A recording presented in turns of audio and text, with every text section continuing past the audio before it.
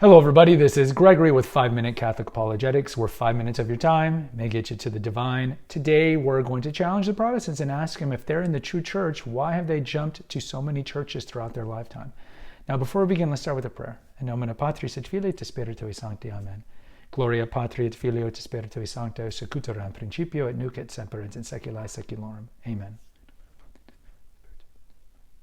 Okay, so Christ established one church. It was on Peter. We have an episode on that, who founded your denomination. It wasn't Jesus.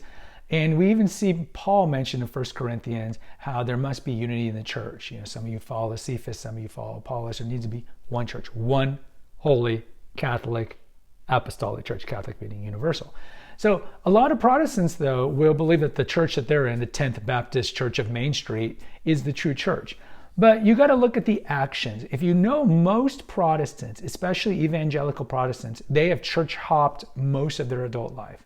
Now, there are going to be some that have been in the mainstream denominations their whole life, so Episcopalian or Lutheran. But if you know anything about those denominations, the last 40 years, their numbers have been dropping as they're embracing well, I guess you could say the evils of this world and going away from church teaching, like with abortion, supporting abortion, or having openly homosexual or lesbian female bishops in some of these churches.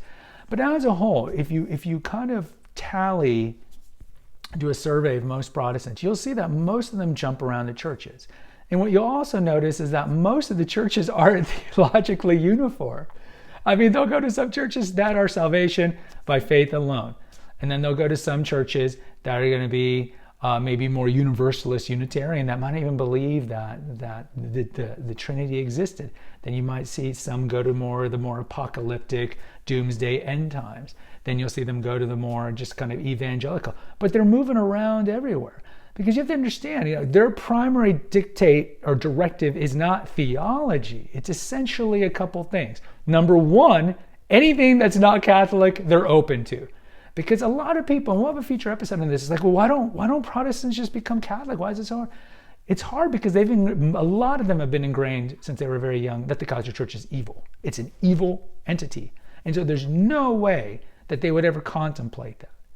And the other reason is most people who church jump, they're not really caring about theological purity or like, what did the early church teach? And let me go and find a church that did that, which would only be the Catholic and the Orthodox faith is about.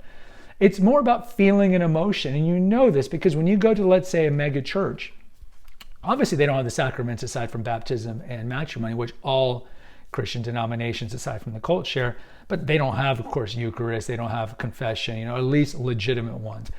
But what do they have? Well, they're going to have the music and they're going to have the fellowship. And to be fair, the Catholic Church could do much better on fellowship. And it certainly could do much better in music and go back to the way it used to be.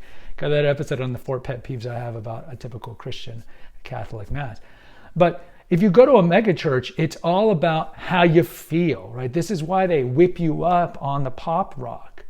And it's all about how people are always greeting you because they know, because it's easy psychology, that if you feel comfortable in a place, in a church, you'll go back. This is why I drive by some mega churches that have a carousel in the front.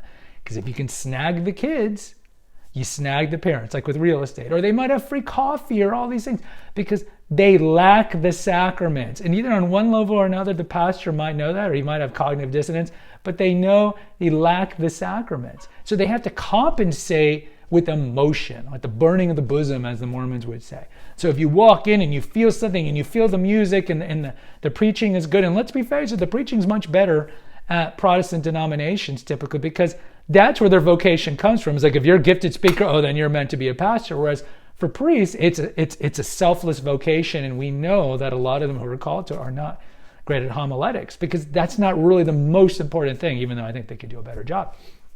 So they go there and they get whipped up. But eventually what happens is they church jump. Maybe there's gossiping in the church, right? Because this church is full of hypocrites and all that, without realizing that every human institution is hypocritical because of the fall of Adam and Eve. But they'll be like, oh, this is too poppy. I need something with a little more liturgy. So then maybe they'll go to Lutheran, right? Because Lutheran's going to have a lot more liturgy compared to like the mega churches. But then after a little while, like, yeah, but I don't know. This isn't jiving with what I know. So let me go a little more, maybe the music's prettier, the prettier church architecture. So maybe they go Orthodox. But then they go to Orthodox. I see this is the true church. Then they realize, oh, I'm not ethnically Greek. Because if you ever go to any of these, including the Eastern Catholic rites, I mean, they are pretty ethnically homogenous. So if you're not in that group, you kind of feel left out. And so I think it's a couple of things. You see this road. It could be a different road. It could be from Lutheranism to evangelical, and they stay there.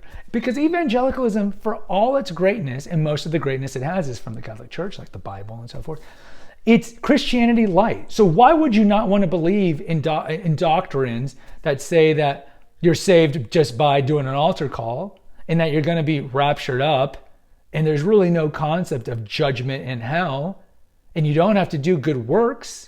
So, I mean, this is like Christianity light. A lot of people will love it. You just listen to someone like Joel Osteen, who just essentially Confucianist sayings kind of packaged up in Christianity light. You could see why people go there. But eventually you have two types of Protestants, I would say. You have ones that are totally fine with that, don't want to be challenged. They just want the feel-good prosperity gospel, which we'll have a future episode on. And then you have the other ones who are pursuing the truth. And so eventually these guys might go evangelical, then Lutheran, or Methodism, and then Lutheranism, then Orthodox. But then eventually when they go Orthodox, and they realize, first, this is way too ethnic, and then secondly, the Catholic Church is the true church founded by Jesus Christ. And so that's what you find. You find this route, one of two. You either stay quagmired in the evangelical, or you eventually go to the bosom of Holy Mother Church.